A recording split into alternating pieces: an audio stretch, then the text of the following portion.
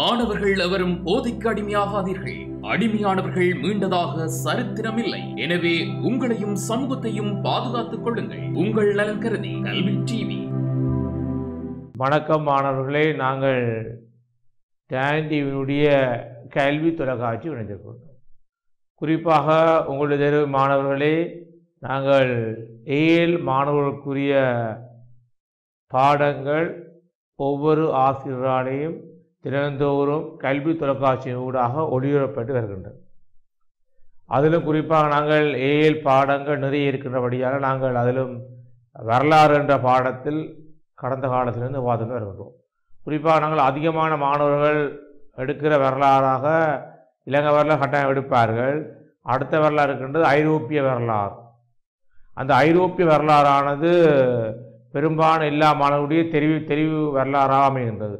அது ஆகவே ஐரோப்பிய வரலாறு என்பது நாங்கள் கடந்த காலத்திலிருந்து பார்த்துட்டு வர பாடங்கள், கடந்த கால வினாக்களை பார்த்துறாங்கள், கடந்த கால பாடல்களை பார்த்துறாங்கள்.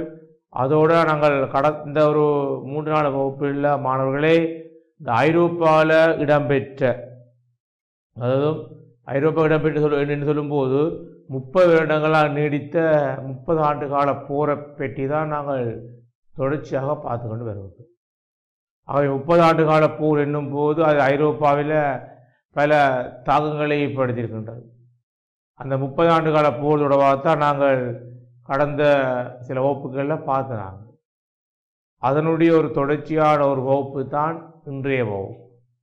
ஆகவே 30 ஆண்டு கால போர் ஏற்படுத்திய தாக்கங்கள், அது உண்டு பண்ணிய விளைவுகள், அது எப்படி ஆரம்பத்தில் சமய போராக தோற்றம் பெற்றது, பிறகு அது எப்படி அரசியல் போராக மாற்றமடைந்தது, அதனால் எப்படி நாடுகளிடையிலே பகைமைகள், போட்டிகள், அதோட நாடுகளுடைய மன்னர்களுடையான பகைமைகள் என்று நீடித்து அது பிற்காலத்தில் பல அழிவுகளை ஏற்படுத்தவும் காரணம். குறிப்பாக உலகமா யுத்தங்கள், புரட்சிகள் ஏற்படுவதற்கும் அந்த 30 ஆண்டு கால போர் நீடித்த தன்மையை நாங்கள் காணக்கூடிய இருக்கின்றது. ஆகவே இந்த 30 ஆண்டு கால போர் தான் நாங்கள் கடந்த வகுப்பில் பார்த்தினாங்கள். ஆகவே 30 ஆண்டு கால போர் உங்களுக்கு தெரியும் மாணவர்களே, கவனிங்கள்.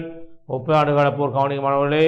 கிபி 1618 தொடக்கம் 1648 வரைக்கும் ஐரோப்பாவில் இடம்பெற்ற யுத்தம் தான் இந்த 30 ஆண்டு கால போர்.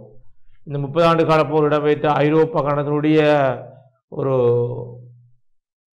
படம் தான் இந்த படம், ஐரோப்பா கண்டம். இந்த பகுதியில் குறிக்கப்பட்ட இடங்கள் இருக்குல்லவா, அந்த இடங்கள்லாம் யுத்தங்கள், அந்த இடங்கள்லாம் இந்த 30 ஆண்டு கால போர் சம்பந்தப்பட்ட பெரும்பாலான இடங்கள். வேறு இடங்களும் இருக்கின்றது. இந்த 30 ஆண்டு கால போரோட சம்பந்தப்படாத இடங்கள் இருக்கின்றது, சம்பந்தப்பட்ட இடங்களும் இருக்கின்றது. ஸ்வீடன், பிரான்ஸ், குறிப்பாக ஜெர்மனி, நிறைய நாடுகள், ஆஸ்திரியா, இப்படிப்பட்ட இத்தாலி, நிறைய நாடு சம்பந்தப்பட்ட நாடாக இருக்கின்றது. அதோட பார்த்துனாங்க. அதோட மாணவர்களே, குறிப்பாக 30 ஆண்டு கால போர் குறிப்பாக இந்த கண்டத்தில் பாருங்கள் மாணவர்களே அதிகமாக இடம்பெற்றதாக சொல்லப்படுகின்றது. அதை தொடர்ச்சியாக பார்த்தினாங்க. அடுத்த பாருங்க, 30 ஆண்டு கால போர் 1618 தொடக்கம் 1648 வரைக்கும் இடம்பெற்றதாக சொல்லப்படுகின்றது.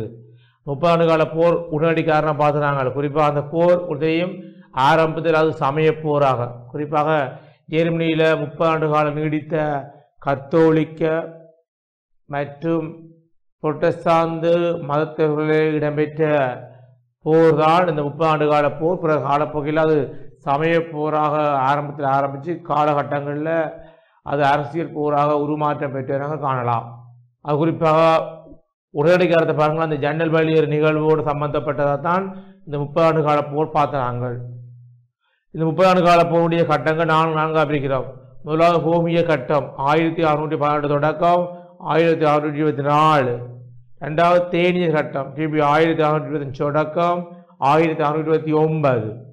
மூன்றாவது பாருங்கள் ஸ்வீடன் கட்டம் கிபி 1630 தொடக்கம் 1635.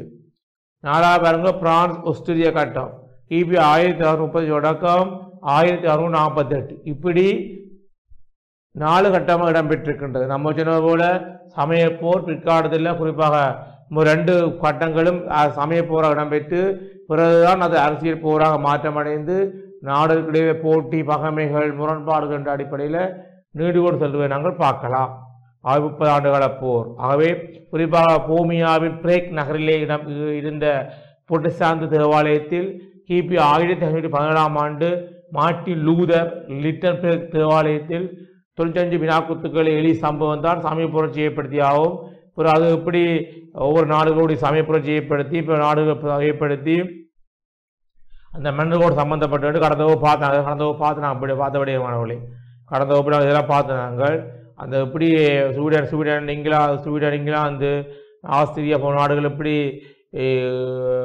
சம்மந்தப்பட்டு பார்த்து நாங்கள் அதோட 30 ஆண்டுகள் போல் செல்வங்களுக்கும் ஜெர்மனி கொண்டே செல்வங்களுக்கும் ஜெர்மனை கொள்ளையடிக்கணும் என்ற அடிப்படையிலும் இடம்பெற்றதாகவும் அதோட ஆஸ்திரியா பிரான்ஸு போன்ற நாடு சம்பந்தப்பட்டதாகவும் குறிப்பாக பிரான்ஸ் இருக்கின்ற பூர்பன் வம்சமும் ஆஸ்திரியா ஹப்ஸ் வம்சமும் முரண்பட்டு கொண்ட சம்பவத்தை நாங்கள் பார்த்து நாங்கள் குறிப்பாக அரசியல் பொருளாதார சமயக்காரன் அடிப்படையில் இந்த 30 ஆண்டு கால போர் இடம்பெற்ற தன்மையை நாங்கள் காணலாம். 30 ஆண்டு கால போரின் கட்டங்கள் பாருங்கள்.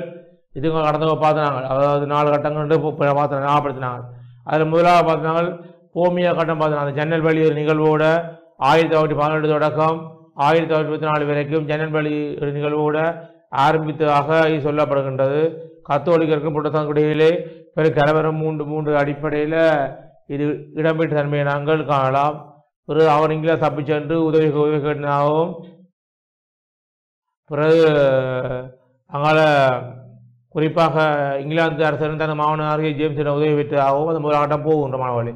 2ஆம் கட்டத்தில் ஸ்வீடன் டென்மார்க் இங்கிலாந்து போன்ற நாடுகள் சம்மந்தப்பட்டதாகவும் பிறகு டில்லி ஒலன்டைன்ஸ்டைன் மற்றது லூட்டர் என்ற போர்க்களங்கள் சம்மந்தப்பட்டதாகவும் விளங்குகின்றது. நாங்கள் இன்று 3ஆம் கட்டம் பார்க்க போகின்றோம். 3ஆம் கட்டம் நாங்கள் கடந்த கொஞ்சம் பார்த்து நாங்கள் அதனுடைய தொடர்ச்சியாக தான் இன்று பார்க்க போகின்றோம். ஆகவே 30 ஆண்டு கால போர் பல்வேறு கட்டங்களாக இடம்பெற்றுகின்றது. அதில் 3ஆம் கட்டம் முக்கியம். ஏன்னு சொன்னால் முதல் 2 கட்டமும் மாணவர்களே சமய போராட்டம் இடம்பெற்றது. சமய போரா இடம்பெற்ற அந்த கட்டம் பிறகு அது அரசியல் போராக எப்படி வடிவமாக மாற்றமடைந்து எப்படி நீண்டகால நாடுகளிடையே பகைமை ஏற்படுத்தியதை ஆரம்பிக்கின்ற ஒரு கட்டமாக இந்த கட்டம் அமைகின்றது. பாருங்கள், ஸ்வீடன் கட்டம் கிபி 1630 தொடக்கம் 1635. பாருங்கள், 30 ஆண்டு போரின் 3ஆம் கட்டமாக குறிப்பிடுவது ஸ்வீடன் சம்பந்தமான கட்டமாகும். இது கிபி 1630 தொடக்கம் 1635 வரை இடம்பெற்றது. இந்த 3ஆம் கட்ட போரை நடாத்தியது ஸ்வீடன் ஆகும். ஸ்வீடன் தான் சம்பந்தப்பட்டது. இதனால் இது ஸ்வீடன் கட்டம் என்று வர்ணிக்கப்படுகின்றது. ஸ்வீடன் நாட்டு அரசர் குஸ்டாவாஸ் அடோபஸ் ஜெர்மனியில் தனது அரசியல் செல்வாக்கை ஏற்படுத்தும் நோக்கோடு, அதாவது ஸ்வீடன் நாட்டு அரசனான குஸ்டாபாஸ் என்பவர் சொன்னால் குஸ்டாபாஸ் அடோபாஸ் என்பவர் தன்னுடைய அரசியல் செல்வாக்கையும் பொருளாதார செல்வாக்கையும் அதோட போல்டிக்கடல் பிரதேசத்திலே தனது செல்வாக்கை ஏற்படுத்துவதற்காண்டி செய்யப்பட்டான். குறிப்பாக புரட்டஸ்தாந்தரை காப்பாற்றும் நோக்கோடு குஸ்டாபாஸ் அடோபஸ் ஜெர்மனிக்குள் படையுடன் நுழைந்தான். இவனுக்கு பிரான்ஸ் ராஜேந்திரி ரிச்சர்ட் ஜூவின் ஆதரவும் காணப்பட்டது. இந்நிலையில் ஜெர்மனிக்குள் இறங்கிய ஸ்வீடன் படைகளுக்கும் டில்லி தலைமையிலான ஃபெர்டினண்ட் படைகளுக்கும் இடையிலே பிரைடன் ஃபீல்ட் என்ற இடத்தில் பேச்சுவார்த்தை இடம்பெற்றது. அதாவது கவனிக்கமானவர்களே, குறிப்பாக ஸ்வீடன் நாடானது ஜெர்மனிக்கு செல்வங்களை சூறையாடணும், அதோட போட்டி கடலில் நம்ம செல்வாக்கை ஏற்படுத்தணும், அதோட புரட்டஸ்தாந்தத்தை காப்பதற்காண்டி பெரிய படையோடு ஸ்வீடன் நாட்டு அரசன் என்ன செய்கிறான், குஸ்டாபாஸ் அடோபாஸ் பெரிய படையை அனுப்புகிறான் ஸ்வீடனுக்குள்ள. அந்த படை போய் என்ன செய்யுது, அங்கே இருக்கின்ற குறிப்பாக டில்லி அங்கே இருக்கின்ற குறிப்பாக ஜெர்மனிக்குள் படையுடன் நுழைந்தான். இவனுக்கு பிரான்ஸ் ராஜேந்திரன் ரிச்சர்ட் ஜூவின் ஆதரவு கிடைத்தது. இந்நிலையில் டில்லி தலைமையில் ஃபெர்டினண்ட் படைகளுக்கும் இடையிலே டில்லி தலைமையில் ஃபெர்டினண்ட் படைகளும் ஸ்வீடன் படைகளும் பிரைடன் ஃபீல்ட் என்ற இடத்துல ஒரு பாரிய போர் ஒன்று இடம்பெறுது. அந்த இதில் பாருங்க, டில்லி தோல்வியடைந்து பின்வாங்கினார். அது மாத்திரமல்லாது புரட்டஸ்தாந்து படைகள் அடுத்தடுத்து பல வெற்றிகளை பெற்றன. டில்லி என்பது தளபதி தோல்வியடைந்த மட்டுமில்லை, அதாவது குறிப்பாக இவருடைய படைகள் கவனிக்கமானவர்களே, இந்த கவனிக்கமானவர்களே, அதாவது இவருடைய படைகள் குறிப்பாக நாம் பார்த்தது போல இந்த 2ஆம் பேடியனுடைய படத்தலைவரான டில்லியன் தோல்வி அடைகிறான். தோல்வி மட்டுமில்லாமல் பிற்காலத்தில் இடம்பெற்ற பல படையெடுப்புகளிலேயும் சூரிய நாடு வெற்றி பெறுது. குறிப்பாக 1632ஆம் ஆண்டளவில் லெச் என்ற இடத்தில் இடம்பெற்ற போரில் டில்லி கொல்லப்பட்டான். லெச் என்ற இடத்தில் இடம்பெற்ற போர் டில்லி கொல்லப்பட்டான்.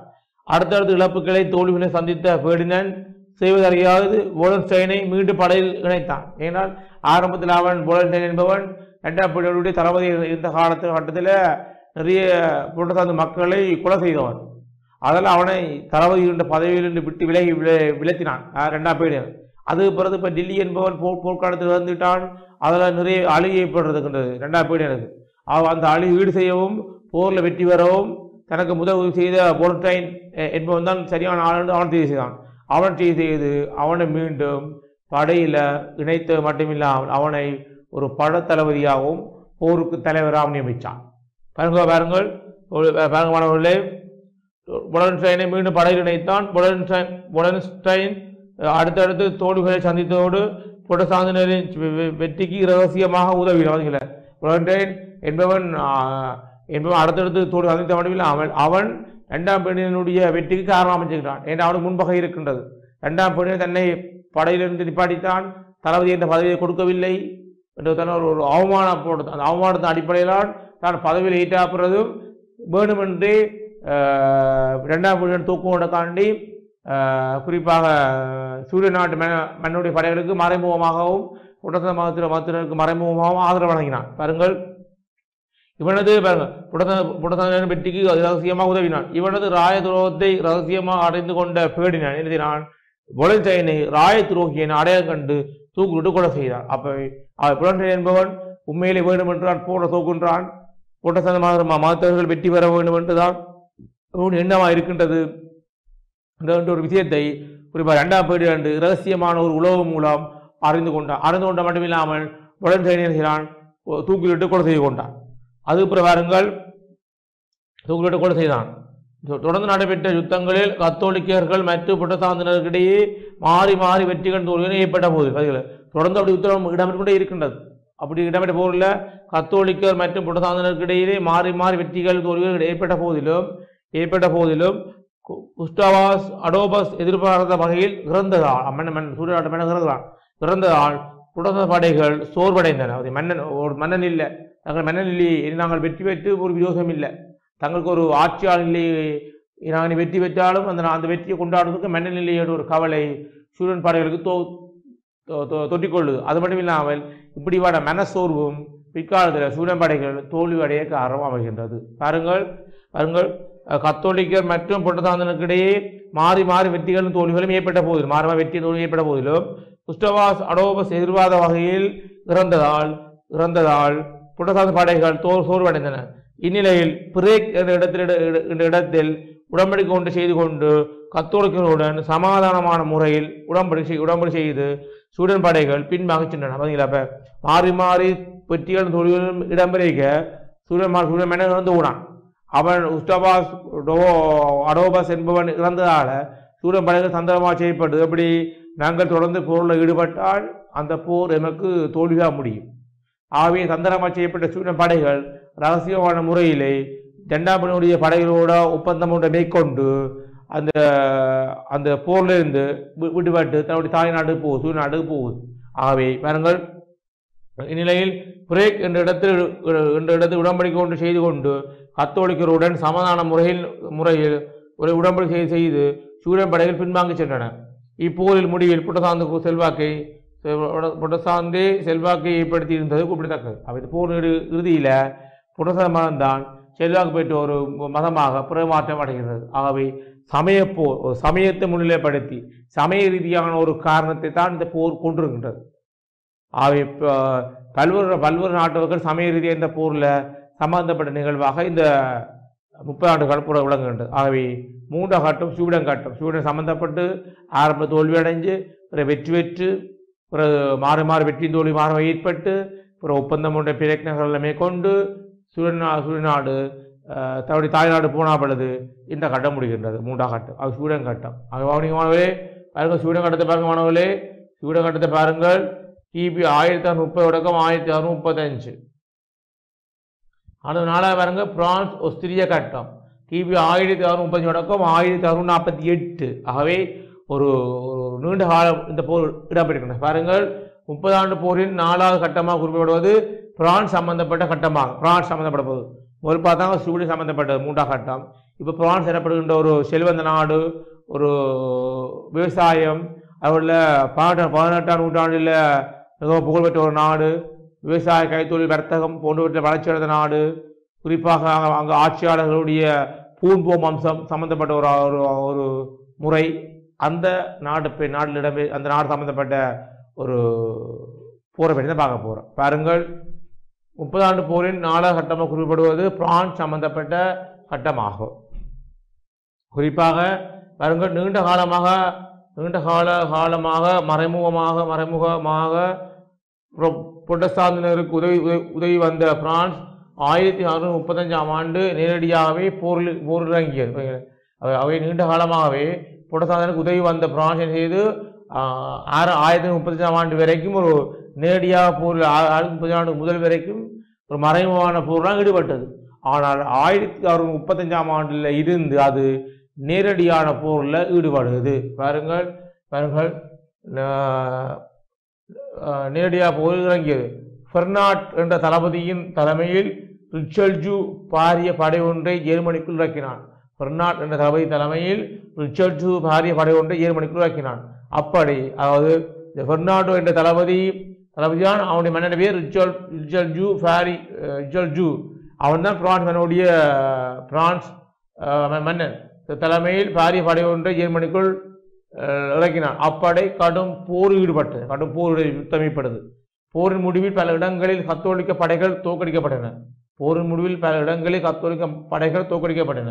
கத்தோலிக்க படைகளுக்கு ஆதரவாக இருந்த ஆஸ்திரியா, போரின் முடிவில் கத்தோலிக்க படைகள் தோற்கடிக்கப்பட்ட மட்டும் இல்லாமல் கத்தோலிக்க படைகள் ஆதரவு இருந்த ஆஸ்திரியா, அதாவது கப்ஸ் வம்சம் பல இடங்களில் இழப்புகளுடன் பின்வாங்கியது. அவை பெர்னாண்டோ தலைமையில் ரிச்சர்டு பாரிய படையோடு ஜெர்மனிக்கு இறங்கின போது புரட்டஸ்தாந்தினருக்கும் கத்தோலிக்கும் இடையிலே பாரிய போர் ஏற்படுது. அந்த போரில் ஏற்படுது கத்தோலிக்க படைகள் தோற்கடிக்கப்பட்ட மட்டும் இல்லாமல் ஆஸ்திரியாவில் இருக்கின்ற கப்ஸ் வம்சம் பல இழப்புகளின் தோல்வியை அடைந்து பின்வாங்குது. இந்நிலையில் கிபி 1642ஆம் ஆண்டு 30 ஆண்டு போரின் போது ரிச்சர்டு கொல்லப்பட்டதை தொடர்ந்து 30 ஆண்டு கால போரில் ரிச்சர்டு கொல்லப்பட்டதை தொடர்ந்து மசாரின் என்பவர் பிரான்சின் ராஜேந்திரியா செய்யப்பட்டார். அவை போரில் குறிப்பாக ரிச்சர்டு எனப்படுகின்ற ஒரு தலைவன் கொல்லப்பட்ட பிறகு பிரான்ஸ் நாட்டுடைய ராஜேந்திரியாக குறிப்பாக மசாரின் என்பவன் ராஜேந்திரியா செய்யப்பட்டான். ஜெர்மனியில் பிரான்சின் கை மேலோங்கியது. நிலையில் கிபி 1948ஆம் ஆண்டு வெஸ்ட்போலியா உடன்படிக்கை பிரகாரம் போர் முடிவுக்கு வந்தது. ஆகவே இந்த போரில் குறிப்பாக ஜெர்மன் படைகள் தோல்வி அடைந்திருக்கின்றது, பிரான்ஸ் படைகள் வெற்றி பெற்றிருக்கின்றது. குறிப்பாக 1442ஆம் ஆண்டு பிரான்சினுடைய குறிப்பாக கொல்லப்பட்டதை தொடர்ந்து மசரின் என்பவர் ஆய்வு செய்யப்பட்டால் ஜெர்மனியில் பிரான்ஸ் கை ஓங்கியது. பிரான்சுடைய படைகள் ஜெர்மனியில் பல இடங்கள் கைப்பற்றி அங்கே ஒரு செல்வாக்கை ஏற்படுத்தி சிறப்பான முறையிலே ஆட்சி முன்னெடுத்து வந்திருக்கின்றது. அந்த கட்டத்திலான் பிரான்சுடைய ராஜேந்திரியாக மசரி பொறுப்பேற்று போர் நீண்டால் இடம்பெற்ற பிறகு அதன் அடிப்படையில் கிபி 1648ஆம் ஆண்டு வெஸ்ட்போலியா உடன்படிக்கை பிரகாரம் போர் முடிவுக்கு வந்திருக்கின்றது. இதுதான் 4ஆம் கட்டம், பிரான்ஸ் ஆஸ்திரியா கட்டம். அது மொத்தம் 4 கட்டம் பார்த்துருக்காங்க. 4ஆம் கட்டம் அடுத்த பாருங்கள், கவனிங்கள். 4 கட்டங்களோடு நாங்கள் இதை பார்த்துருக்கிற மாணவர்களே. ஆகவே மொத்தமாக பாருங்கள், முன்னூறு பாருங்கள் மாணவர்களே. இந்த கட்டமானது 4 கட்டம் மொத்தமாக இருக்கின்றது. கவனிங்கள் மாணவர்களே. முதலாக பாருங்கள் கோமிய கட்டம் பார்த்துனாங்கள். எப்படின்னு தெரியும் உங்களுக்கு. கிபி 1918 தொடக்கம் 1924. ரெண்டாவது தேநீர் கட்டம் கிபி 1920 தொடக்கம் 1929. அடுத்த பாருங்கள் ஸ்வீடன் சம்மத கட்டம் கிபி 1930 தொடக்கம் 1935. அடுத்த பாருங்கள் பிரான்ஸ் ஆஸ்திரியா கட்டம் கிபி 1935 தொடக்கம் 1948. அவை 4 கட்டம். 4 கட்டத்தில் பாருங்கள் 3ஆம் கட்டத்தில் ஸ்வீடன் தோல்வியடைந்து ஸ்வீடன் ஒப்பந்தம் பின்வாங்குது. 4ஆம் கட்டம் பிரான்ஸ் ஆஸ்திரியா சம்மந்த கட்டம், பிரான்ஸ் வெற்றி வருது. ஆகவே 4 கட்டம். 4 கட்டத்தில் 2 கட்டம் சமய போராக இடம்பெற்றிருக்கிறது. பிறகு அரசியல் போராக உருமாற்றம் பெற்ற நாங்கள் காணக்கூடிய இருக்கின்றது. இனிய பாருங்கள், பாருங்க மாணவர்களே, நான்காம் கட்டத்து இறுதியில் மாணவர்களே, நான்காம் கட்டத்தில் இறுதியிலான் நான்காம் கட்டத்து இறுதியிலான் நான்காவது கட்டத்தினுடைய இறுதியிலா மாணவர்களே, நான்காவது கட்டத்தினுடைய இறுதியிலான் குறிப்பாக நான்காவது கட்டத்தினுடைய இறுதியிலான் அந்த வெஸ்போனியா உடன்படிக்கை ஒன்று செய்து கொள்ளப்படுது மாணவர்களே. அந்த வெஸ்போனியா உடன்படிக்கையின் பிரகாரம் அந்த உடன்படிக்கையில் பல விடயங்கள் சொல்லப்படுகின்ற மாணவர்களே. அந்த பல விடயங்கள் சம்பந்தப்பட்டதுதான் நாங்கள் தொடர்ச்சியாக நாங்கள் இதில் பார்க்க போகிறோம். ஆகவே மாணவர்களே, நாங்கள் கட்டத்தில் அவர்கள் அந்த வெஸ்போனியா உடன்படிக்கை கொண்டு செய்து கொள்ளப்பட்டது அல்லவா, கிபி 1948ஆம் ஆண்டு வெஸ்போனியா உடன்படிக்கை. அந்த உடன்படிக்கையில் இன்னும் விடயம் இருக்கு என்று பார்க்க போகிறோம். கவனிக்கமானவர்களே, பாருங்கள், வெஸ்போனியா உடன்படிக்கை கிபி 1648.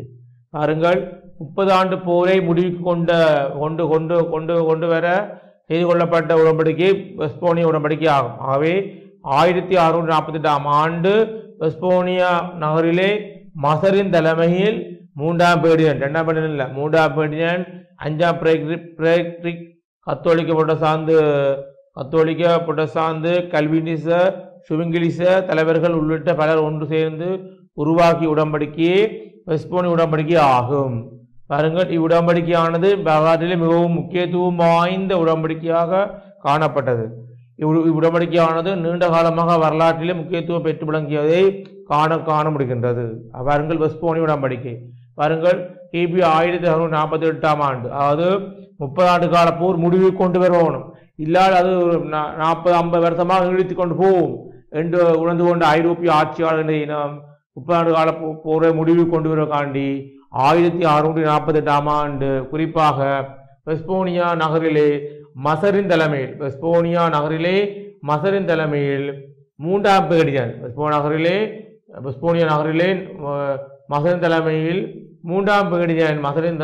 3ஆம் பேர்டினன்ட், 5ஆம் பிரேக்ரிக், கத்தோலிக்க புரட்டஸ்தாந்து, கல்வினிச, சுவிங்கிலிச நிறைய மதத்தலைவர்கள், கத்தோலிக்க மதத்தலைவர் இருக்கலாம், அல்ல புரட்டஸ்தாந்த மதத்தலைவர் இருக்கலாம், அல்ல கல்வினிச, சுவிங்கிலிச மதத்தலைவர்கள் உள்ளிட்ட பலர் ஒன்று சேர்ந்து உருவாக்கிய, இனி இப்படி ஒரு சமய ரீதியாக போரும் இடம்பெறக்கூடாது, சமயத்தின் பேரால பொதுமக்கள் கொல்லப்படக்கூடாது, சமயத்தின் பேரால மக்கள் இறக்கக்கூடாது, சமயத்தின் பேரால நீண்ட கால போர் இடம்பெறக்கூடாது என்பதை வலியுறுத்தி தான் அந்த உடன்படிக்கை ஒன்று மேற்கொள்ளப்படுகிறது. இவ்வுடன்படிக்கையானது வரலாறு முக்கியத்துவமாக உடன்படிக்கையாக காணப்பட்டது. இவ்வுடன்படிக்கையானது நீண்ட காலம் வரலாற்றில் முக்கியத்துவம் பெற்று விளங்கியதை காணலாம்.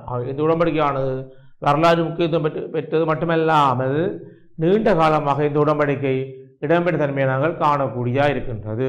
ஆகவே பாருங்கள், வெஸ்போனியா உடன்படிக்கையில் வலியுறுத்தப்பட்ட மிகவும் முக்கியமான நிகழ்வாக கூறப்படுவது கத்தோலிக்க புரட்டஸ்தாந்து, கல்வினிச, சுவிங்கிலிச மதங்கள் அங்கீகரிக்கப்பட்டன.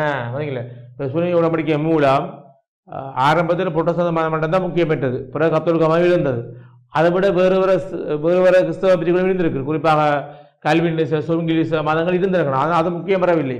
ஆனால் இந்த உடன்படிக்கை மூலம் அந்த மதம் முக்கியத்துவம் பெறுகிற தன்மையை நாங்கள் காணக்கூடிய இருக்கின்றது. இதுவரை காலமும் கத்தோலிக்க புரட்டஸ்தாந்து மதங்கள் மாத்திரமே அங்கீகரிக்கப்பட்டிருந்தன. இதுவரை காலமும் கத்தோலிக்க புரட்டஸ்தாந்து மதங்கள் மாத்திரம் அங்கீகரிக்கப்பட்டிருந்தன. ஆனால் வெஸ்போனியா உடன்படிக்கையின் பிரகாரம் கல்வினிச, சுவிங்கிலிச, கத்தோலிக்க, புரட்டஸ்தாந்து மதங்களும் அங்கீகரிக்கப்படுகின்றது.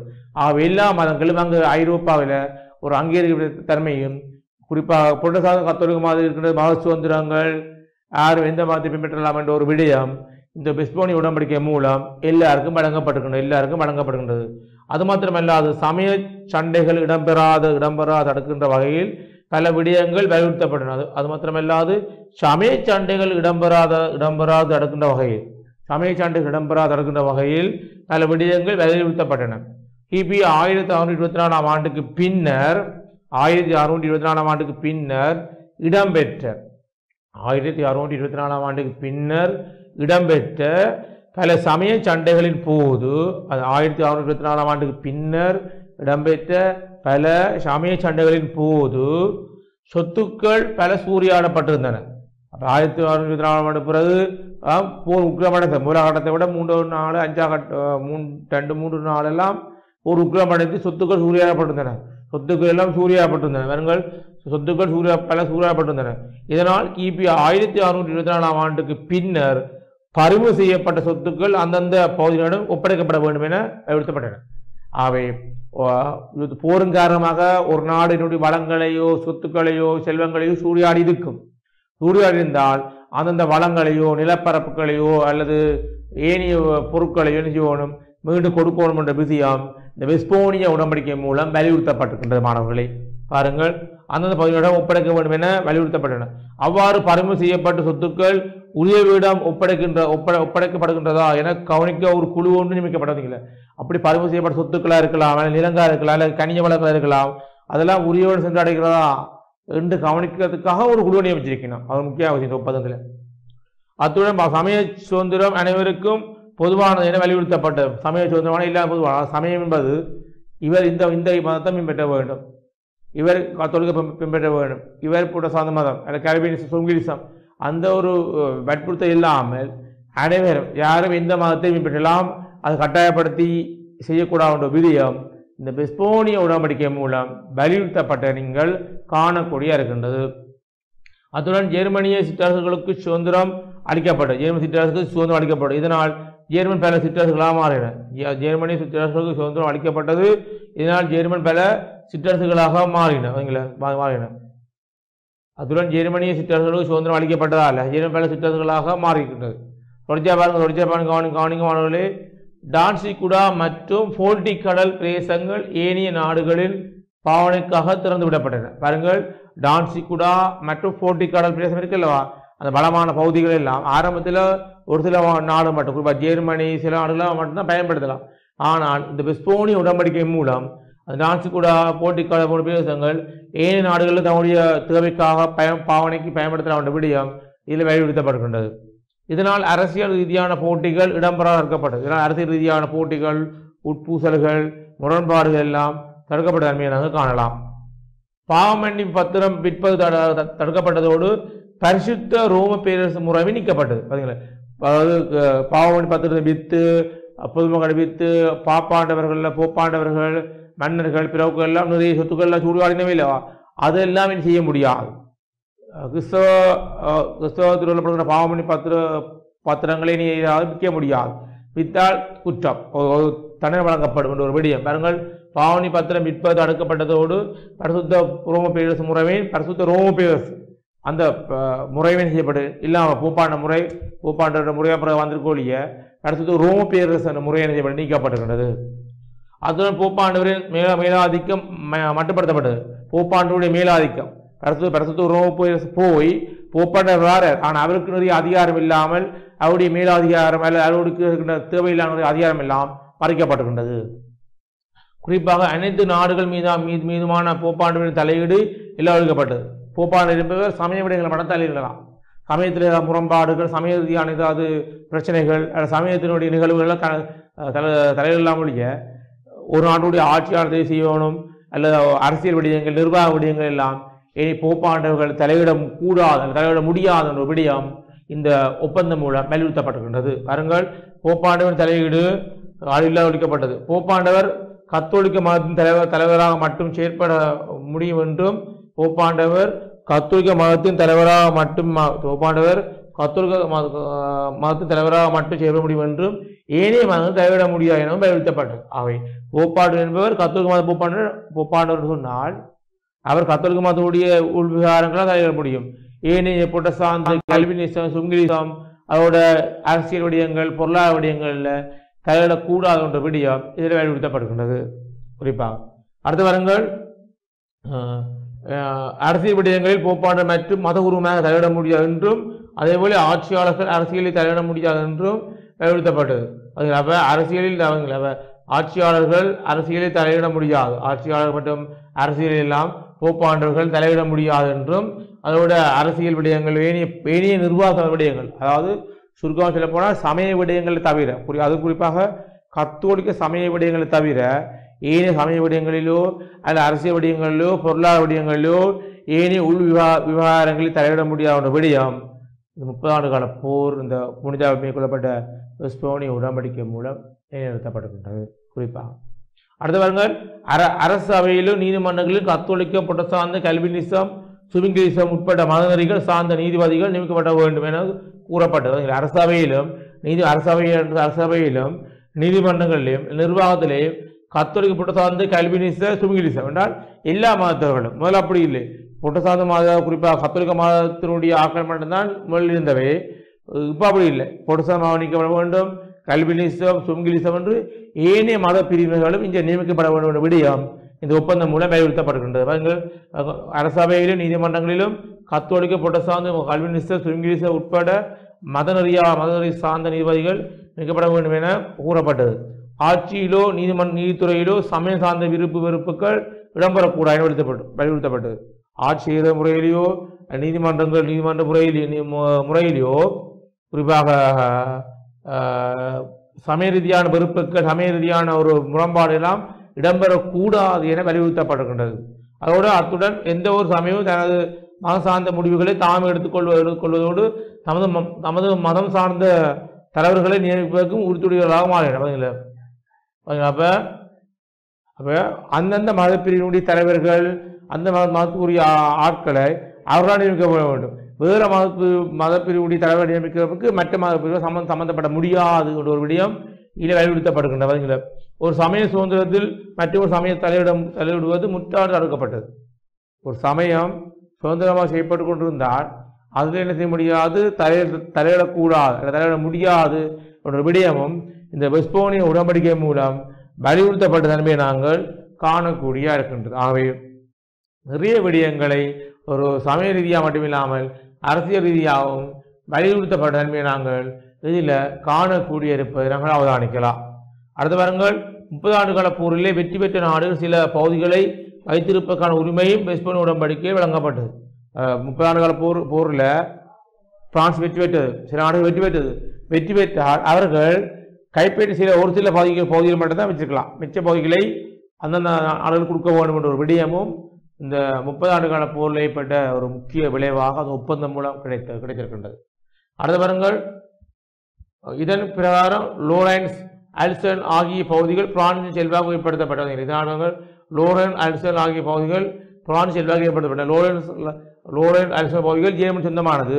அது நிலக்கரி வளங்கள் கனிய வளங்கள் இருக்கிற இடம், அது ஜெர்மன் சொந்தமான அந்த இடங்கள் பிரான்ஸ் கைப்பற்ற முடியாது. அதை பிரான்ஸ் வட வச்சுக்கின்றது. வெற்றி வெற்றி நாடுகளில் பிரான்ஸ் ஜெர்மனியில் போர் செய்து வச்சுக்கின்றது. அதேபோல டென்மார்க் ஸ்வீடன் ஆஸ்திரியா முதலான நாடுகளும் சில பகுதிகளை வைத்திருப்பதற்கான உரிமைகளை பெற்றுக்கொண்டன. அதோட டென்மார்க்கு, அதோட ஸ்வீடன், ஆஸ்திரியா போன்ற நாடுகளும் தாங்கள் வெற்றி பெற்ற நாடுகளிட கைப்பற்றிய இடங்கள், வளமான பொருட்கள், வளமான இடங்களை வைத்திருப்பதற்கும் இதில் உரிமை வழங்கப்பட்டிருக்கின்றது. ஆகவே 30 ஆண்டுகால போரானது பல பலதரப்பட்ட விடயங்கள், அதாவது அதனுடைய முடிவுரையை பார்க்க மாணவர்களே. எனவே மேற்கூறப்பட்ட விடயங்கள் நோக்கின்ற போது ஐரோப்பாவிலே சமய சண்டைகளை முடிவு கொண்டு வரும் வகையில் மிகச் சிறப்பான ஒரு உடன்படிக்கையாக மேற்கொள்ளப்பட்டதோடு சமய சண்டைகளை முடிவு கொண்டு வரையில் மிக சிறப்பாக இடம்பெற்றதோடு இன்று வரை ஐரோப்பாவிலே சமய சண்டை இடம்பெறாது பாதுகாத்த வகையிலும் முக்கியத்துவம் பெறுவதை காணலாம். ஆகவே நீண்ட காலமாக இடம்பெற்ற சமய சண்டைகள் முடிவு கொண்டு வரவும் பிற்காலத்தில் நிறைய சமய ரீதியாக சண்டைகள் இடம்பெறாது தவிர்க்கிற வகையிலும் இந்த வெஸ்போனிய உடன்படிக்கையானது காணலாம்.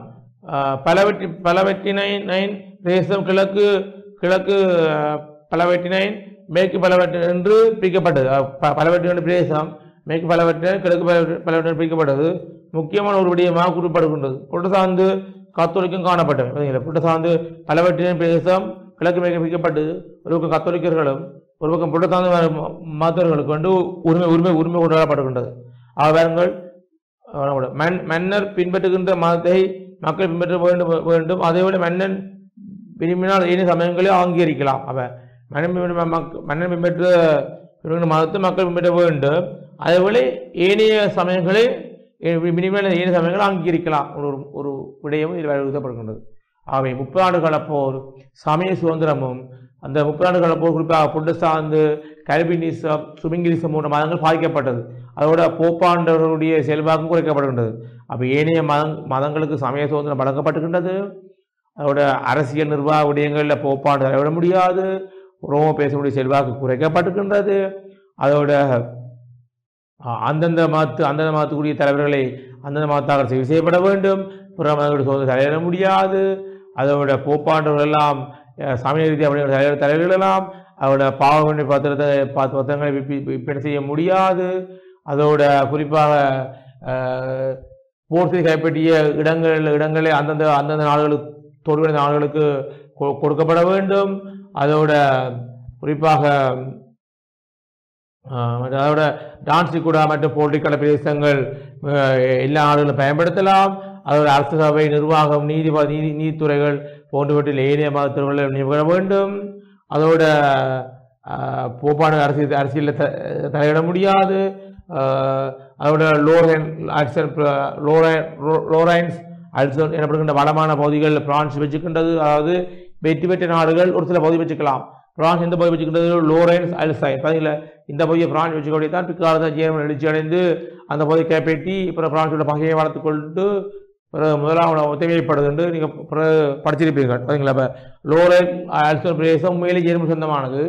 30 ஆண்டுகால போரில் பிரான்ஸ் கைப்பற்றின வழியால் பிரான்ஸுக்கு போயிட்டு அப்புறம் அதை ஜெர்மன் கைப்பற்றின வழியால் பிரான்ஸ் பகையைப்படுத்தி பிறகு ஜெர்மனி இப்போ பிரான்ஸோட பகையை வளர்த்து அது 30 ஆண்டு கால போராக ஆரம்பத்தில் இடம்பெற்று பிறகு பிற்காலத்தில் அது முதலாம் யுத்தம் ஏற்படுவதற்கும் இந்த பகுதி போனது காரணமானவர்களே. லோரைன் அல்சன் ஆகிய பகுதிகளில் பிரான்சின் செல்வாக்கு ஏற்பட்டது. அதேபோல டென்மார்க், ஸ்வீடன், ஆஸ்திரியா முதலான நாடுகளும் சில பகுதிகளை வைத்திருப்பதற்கான உரிமைகளை பெற்றுக்கொண்டது. டென்மார்க், ஸ்வீடன், ஆஸ்திரியா போன்ற நாடுகளும் பல பகுதி வெற்றிக்கலாம் என்ற முடிவு வந்ததோடு ஒரு வகை நீண்ட அளவு சமய போர் முடிவு கொண்டு வரவும் பிற்கால சமய போர் இடம்பெறாத தடுக்கின்ற வகையிலும் இது இந்த வெஸ்போனி உடன்படிக்கை முக்கியம் பெறுகின்றது. அதிலும் இந்த பலவற்றினை பிரதேசமானது கிழக்கு பலவற்றினை மேற்கு பலவற்றினை என பிரிக்கப்பட்டதோடு மன்னன் பின்பற்றுகிற மதத்தை மக்கள் பின்பற்ற வேண்டும். மன்னன் விரும்பினால் ஏனைய மதத்தை ஆதரிக்கலாம் என்ற ஒரு விடயம் இந்த 30 ஆண்டு கால போரில் நாங்கள் பார்த்துருக்கின்றோம். ஆகவே 30 ஆண்டு கால போரானது நீண்ட கால அடிப்படையில் இடம்பெற்றன்மையை நாங்கள் காக்கலாம். ஆகவே இன்று நாங்கள் 30 ஆண்டு கால போரில் 3வது ஸ்வீடன் கட்டமும் 4வது பிரான்ஸ் கட்டம் பார்த்தோம். போமிய கட்டம் அதோட குறிப்பாக ஏனைய கட்டங்களான குறிப்பாக வாருங்கள் ஏனைய கட்டங்கள் இருக்கின்ற குறிப்பாக மாணவர்களே முதலாவது போமிய கட்டம், அது அடுத்த வாருங்கள் 2வது வாருங்கள் தேனிய கட்டம், அப்புறம் 3வது குறிப்பாக ஸ்வீடன் கட்டம், 4வது பிரான்ஸ் கட்டம் பார்த்து நாங்கள் பிரான்ஸ் கட்டத்தினுடைய முடிவிலா மாணவர்கள் நாங்கள் இது பார்த்தாங்க மாணவர்களே. குறிப்பாக கவனிக்க மாணவர்களே வெஸ்போனி உடன்படிக்கை பார்த்து நாங்கள் அந்த வெஸ்போனி உடன்படிக்கையானது வெஸ்போனி உடன்படிக்கையானது குறிப்பாக பல விளைவுகளை ஏற்படுத்துகின்றது. அதன் அடிப்படையில் பிற்காலத்தில் நாங்கள் அடுத்த வகுப்புகளில் நாங்கள் 30 ஆண்டு கால போரில் ஏற்பட்ட விளைவுகளை பார்க்க போகிற மாணவர்களே. தொடர்ச்சியாக டான்ஸினுடைய கல்வி தொலைக்காட்சியை பார்ப்பது ஊடாக இவரான புதிய விடயங்களை ஐரோப்பியர்களால் சம்பந்தப்பட்ட விடயங்களை நீங்கள் பார்க்கலாம் மாணவர்களே. நன்றி, வணக்கம் மாணவர்களே. கல்வி டிவியில் புத்தம்புது நிகழ்ச்சிகளை உடனுக்குடன் பார்த்து மகிழ எமது Facebook மற்றும் YouTube பக்கத்தை லைக் செய்யுங்கள்.